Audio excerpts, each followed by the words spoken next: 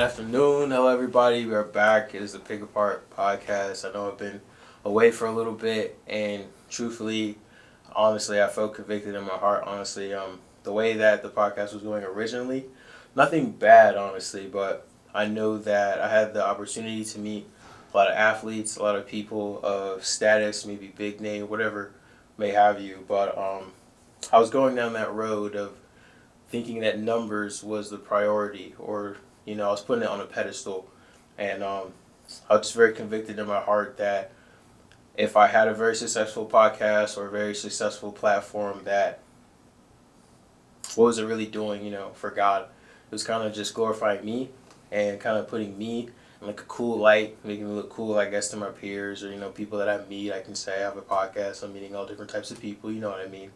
But honestly, my name means born in honor of the Most High God, and I have to respect that, represent it, and just in general with my relationship with Christ, I know I can do so much more for you, for me, and for Him. So here we are, guest today, Christian Helms. Thank you for joining us. Well, thanks for having me. I appreciate it. So I know a little bit about you. Okay. Today we're obviously going to dig deeper into that. For sure. You went to Sefner. Sanford Christian, yeah. Mm-hmm. And your strength coach, Coach Linton. Yeah, Coach David Linton. Mm-hmm. He's my guy. So, please tell me, what is the area of Sefner like? Because I'm from Maryland. I'm not really used to Florida. Man, Sefner is, I wouldn't even call it a town or a city. It's more like just kind of an area. It's about 10 minutes outside of downtown Tampa. A lot going on, not good. His nickname is Methner. If that gives you any indication of what goes on there, but Sefner's is right there, right off the interstate. Safe, good Christian school. Went there from K-5 all the way through 12th grade. But I lived about 15 minutes away. I guess you would call me Brandon, Plant City-ish, all that kind of area. Lived there since I was 6, and before then, I actually lived closer to downtown Tampa, right near the Hard Rock Casino where that's at now. But I kind of grew up in this small little 5-mile radius. But yeah, Sefner itself, as far as the school is concerned, is good. It continues to grow. Saw a lot of growth whenever I was there, and I see growth now, and obviously seeing Coach Linton and what he did with all the athletes. But Sefner's a good little spot. It's always home for me, so I love to go back and be able to give back, help out however I can. So I actually met Coach Linton through Cliff Brown. He's actually, a really good friend of mine. I think they're my brother and my boss at the same time at Athlete Innovations. But I went to Sefner and I saw for myself. It was a very, I'm not trying to smaller environment. It's a very small school, but there are a lot of dogs that come from that area, and I did not know that. Yeah. Zay Reed is one of them. Oh yeah. You got to play with him? Yeah. So he was there. He was on the team varsity my last 2 years, I believe. Oh, wow. It's either 2 or 3 years younger. I can't remember. Yeah, we got some dogs out there, and I think that was the thing. So you probably saw now they have a new weight room, new field house. Back then we had our locker rooms were kind of in like these trailers out by the field, and we were thankful for what we had, but I think it made us a gritty team. Seeing all these other schools that getting money thrown at them, and my senior year didn't lose a regular season game. Beat everybody by a handy amount, and then made it to the game before the state championship and a tough loss. But Sefner, a lot of good people that care about you as a person first of all, and my head coach Travis Paleo, perfect example of that. As far as athletes, man, basketball, baseball, football, they got some good athletes all over the board. Okay, I had no clue, honestly. Yeah. I mean, I'm a big stats guy myself. Mm-hmm. I went to Montford Academy for high school. Yeah. So, most people just say, Caden and then everyone kind of know Caden. Yeah. So I went there the year after Ben Simmons had left. So I got the opportunity to meet a lot of, ball players. I had class with them and whatnot. But from that, I loved looking up stats. So whenever there's a basketball game, I already know the other team. They're starting 5. I know who's coming off the bench. I know where they're from. And I still to this day don't really know why I like it so much. I think it's just because it makes the game feel more real. You kind of know a little bit more about the player, what they're playing for. For sure. I think that's why I like it. Yeah. But I actually played against J. Reed in basketball. Okay. So I was in it was like a church league. Okay. And I didn't know what I was getting myself into, right? Yeah. I'm not in athletic shape whatsoever nowadays. But Zay Reed, however, He's a hooper too. he gets the ball, breakaway, and he takes maybe 2 dribbles from one end of the court to the other. Windmill dunk. At the time, we didn't know who he was as a football player. What kind of player was Zay Reed to you? So that's a perfect example. Zay Reed is a guy who has makeup speed, and he can get a little bit more physical at the line because he has that ability. You beat him off the line, get his hands off, he can still make up and get with you and not lose on the route, even if you get off him at the line. But he was always really athletic, and you have to be careful with those guys that they don't trust that athleticism too much, but he's really savvy. Smart guy. He's a smart kid. Obviously went to Brown. Academically a smart kid, but also a football player, very smart, studies the game. So he's pretty well-rounded, and he just transferred to Massachusetts, so hopefully it's a better spot for him and they give him a shot, but he's just a ball player for sure. Shout out Zay. So, yeah. You're definitely a smart kid as well, as we know. How many degrees do you have? 3. Mm-hmm. So got my first one, bachelor's in health sciences.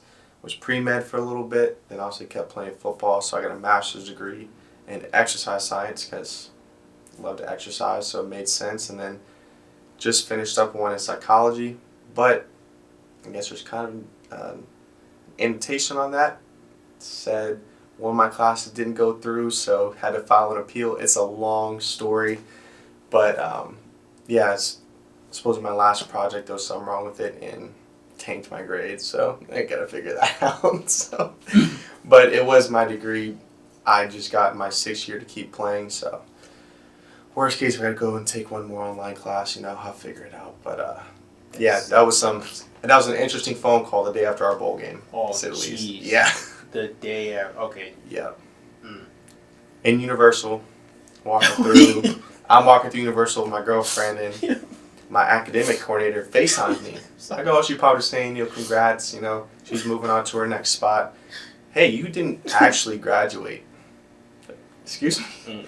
And she breaks it down for me, and I will figure it out. So enjoyed my little break, and then I got back to Tampa a couple of weeks ago. I had to start getting things in order, but it'll sort itself out, so I'm not worried about it. Insane, dude. I'm thinking of post bowl game, finally celebrating you're in Universal. Nah, I come right back. Yeah. But I was definitely curious. I myself like psychology. I might not understand it to the fullest degree. I think I know some things, and obviously not everything. But from your POV, how did the way that you saw athletes and sports as a whole change when you were learning psychology? I think you realize, especially in sports, everybody with the different tendencies they have, the way they think, the way they act, the way they respond, their emotions, and which a lot of psychology I've realized you can do research and have data that supports this or supports that, but there is a lot of unknown. We don't really know why people have certain emotions more than other people have those certain emotions, And so it's interesting to see someone who maybe is super quiet, kind of reserved to himself, but they go out there on the field, dog.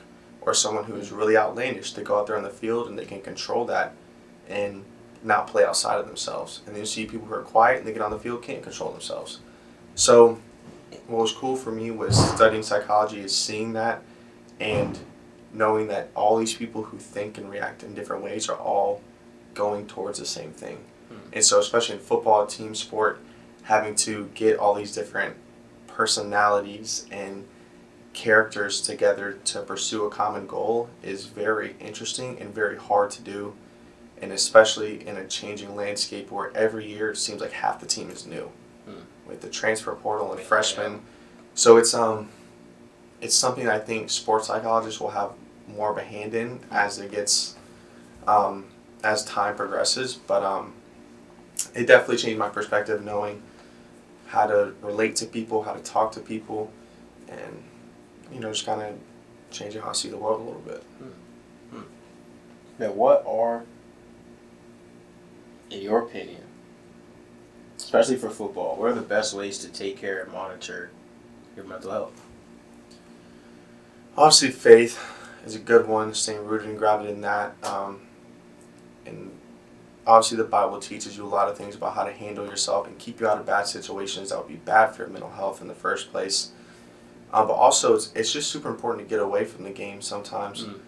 And I'm not saying to not be dedicated and not give of your time and your effort. I think that's what God would want you to do if you're doing anything. Do it all out, right? But at a certain time when I go home with my family, with my girl, I try to cut it out. And I don't want to talk about it. I don't want to think about it because you need that time. Just like you don't work out 24/7, you can't have your brain on overdrive thinking about that and being in stressful situations mentally 24/7 as well. You know what I mean? But I think it's also very important to have like positive self-talk. You have to talk to yourself, not listen to yourself, and that's in a game. Bad play, cool. Next play, I got the next one. And then also off the field, like I had a bad day today, but tomorrow I'm still the same guy. Like I can still perform, and nothing can take away from that. So it's a lot, but there's definitely ways to take care of yourself, and there's always people to talk to as well. You have a lot of resources, and isolating yourself is something I kind of struggle with sometimes. But knowing that you have people in different areas of your life that you can talk to about any of that is also extremely helpful. Mm-hmm. You don't have to answer this if you don't want. Why do you think isolation, I guess, or the times where you may feel you need to isolate, where do you think that stems from? Number one, I think it's just being a man. Mm. I think men have a tendency when stuff starts flying, we're very analytical. Mm. We want to sit down and find a logical solution, whereas women are more emotional. They want to find support, they want to find comfort, but men, we want to figure it out. And so I think a lot of times when something was going on, I was like, I need peace and quiet. I need to sit down and think about it, and I need to figure it out for myself. I don't need your help. I don't need your help. And it's fine to want to find a solution for yourself, but it's also not a bad idea to hear from other people. Whether it's people that have an outside view who have no idea what the situation is like, because their mind is going to be a lot clearer than yours in that time period, or if it's your coach, another teammate, somebody who is familiar with that situation. It's good to listen to that, see from a different perspective, because a lot of times you get in those situations and your frame of view just goes Narrow. like tunnel vision. Mm-hmm. But I think it's just being a man, especially being a football player. You make big plays all the time and take care of your body and all that stuff on a daily basis. You can just figure it all out for yourself, but it's not always the case. Mm-hmm. Thank you for sharing. Yeah. So, I'll be honest. Sometimes it's hard to get out to Raymond James. Parking is crazy. Yeah. Okay. But I do be at places where I can watch the game, or I be at home, shut out the crib, game on. You know what I'm saying? I'm watching. Sure. Love sports. I know from one of the ESPN segments, they mentioned you were a walk-on. I did not know that. Yeah. How was that process like? Could you remember any of it? Obviously, what were the emotions? What was going through your head at the time? You know what I'm saying? Was it tough? Was it slight? Yeah. So I remember getting the opportunity at the time. So I didn't necessarily try out for the team, but I was brought in like the scholarship guys, just not on scholarship. So that transition was pretty easy. They helped me a ton. Transitioning from high school to college. So it's not like I had to go do a tryout and the whole stress of that, which is something I'm thankful for. But you don't always get a ton of credit at first for a lot of things you do as a walk-on. And it can be very mentally challenging. I go home and say, I don't know if I want to do this anymore. And honestly, it got to the point where in 2022, I hit the transfer portal. Thought stuff at football wasn't working for me. Then I had some off the field stuff, which I'm sure we'll get into, kind of creeping up, and really just didn't know if it was for me anymore. At least at South Florida, if not somewhere else, if someone would truly give me an opportunity. That's when the new staff came in though, and had a good conversation, and they kind of bought into the idea of me, and I played in I think every game except one after that when the new staff came in, and then Golish put me on scholarship, which was a huge blessing. and it's only up from there. But it was a complete change of events. And one story I always like to tell is when I was in the transfer portal, met with my pastor, really close with him, and I was kind of telling him the situation. I was like, yeah, I'm done with USF, done with Tampa. I'm gonna get somewhere else where I can grow into who I'm supposed to be. And he said, what if God gives you a chance to come back to USF? I was like, well, that's not really how the transfer portal works. You hit the portal to go somewhere else. Like, coaches don't really pull players back in from the portal. And sure enough, new coach comes in, calls me up on signing day and asks what I'm doing and says he wants to talk to me for a few minutes. And then, it's all after that. But dang, I'm thinking of other friends that I have that were walk-ons, many other sports, and obviously I don't know what that is like. I had the opportunity to play soccer for 15 years, but I got injured my junior year. It was like overuse of my knees. Oh yeah. And so I had the option of doing knee surgery on both my knees and getting both of my cartilage removed under my patellas. So I did one and then did the rehab for like 8-9 months. Went to play again to see how it felt. Injured in like the first month as soon as got on the field. So it was like devastating for me at the time, Mm-hmm. But I know what that moment was for me. And the next question is, how did you get into your faith? So I was born and raised in church. I went to a very small church, probably 30 people on a good Sunday. And it was a great church, but it was also kind of lacking in progressing itself as far as trying to grow, as far as numbers and as far as just a way of thinking, And I'm not saying change your core belief, but just changing the way you do things so people want to come in the door. It's kind of very restrictive. If you didn't come in looking a certain way, people would look or say something. So you can't, you're not going to really grow the church that quick from within. You got to let people come in how they are and let God convict them. You know what I mean? So I ended up going to a new church, Tampa Life. That's where I go now. Went there in 19, so right when I was graduating high school, going into USF. And that was a big change for me. Met a lot of people my age at this church, big high school, college group, and we still have one.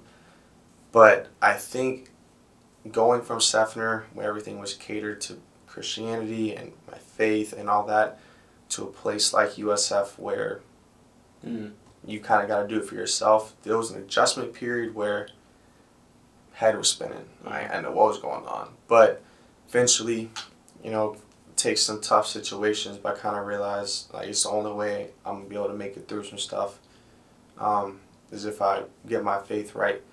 So I think I always tell people I've been a Christian since I was little. Got baptized when I was 8-9 years old, but college is where I kind of found that for myself and realized it wasn't something I can just live on because other people had me do it. Like, I can wake up now on a Sunday and it's up to me if I go to church or not. So now I make that decision for myself. And college kind of gave me that opportunity to start choosing that for myself. And I'm not perfect, Some days I don't read my Bible or pray as much as I should. And something I want to work on and being more consistent outside of going to church. But college was definitely the time where I learned it was only up to me. Like, nobody was coming to save me as far as it comes to my faith. So, Jeez, dude. As obviously you can already tell, I'm like a visual person. I go off into like memories and nostalgia and like stuff that like I can visualize when people are saying things, and I'm usually thinking of like movie scenes or memories. But like I'm thinking I can see the scene of Rocky and Apollo Creed in the ring together, and Apollo is telling Rocky like there is no tomorrow. And that's one of my favorite scenes and favorite lines. Because to me, what that means to me is like the way I take it and the way that I received it. I think of scripture, and I think of like I can give 1% more today, and that either means serving somebody else, you know what I'm saying, serving at church, or just in general doing something for the kingdom, because there is no tomorrow. Tomorrow's not promised. So I try to put everything I pretty much can into the day that's right in front of us. Mm-hmm. Keep swinging. What does that mean to you? Man, that's a phrase that's been something we've said at football all the time. Keep swinging, and something I kind of adapted to myself is like everybody has a plan to get hit in the mouth, and but no matter what, you can't you can't tap. Like the only way you lose in anything in life really is if you quit, and so everything from football to faith to stuff with my family or even interacting with my girlfriend, it's like you just got to keep going no matter how tough the situation is, because the only way out of it is through it. There's no if you dodge a tough situation now, it's gonna be a tough one down the road. It's gonna be even worse because you dodged that one. So that's what I think about keep swinging, is just do it now or do it later, but you're gonna have to at some point. So Dang, that's big. Thank you, bro. Thank you for this. Obviously, yeah, of course. Thank you guys for listening. Obviously, we'll probably have more questions for Christian if he wants to come back. But yeah, thank you guys. Have a good night. Thank you. Cut. Yeah.